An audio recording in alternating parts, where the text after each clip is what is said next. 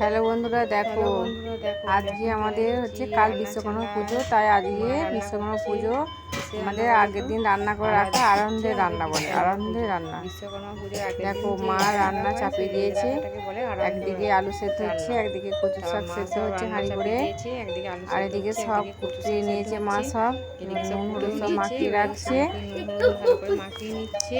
কাদের কাদের এই আনন্দের রান্না আছে তা কমেন্ট করে জানাবে।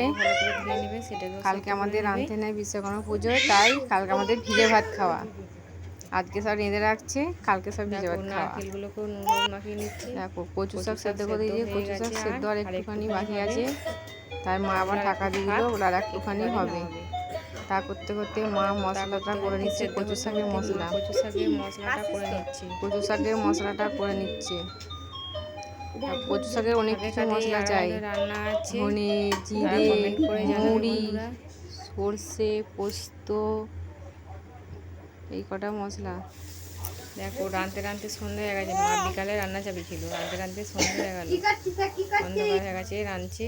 দেখো রাঁধতে রাঁধতে সন্ধ্যে হয়ে গেছে, বিকালবেলা রান্না চাপিয়েছিল, রাঁধতে রাঁধতে সন্ধ্যে হয়ে গেছে।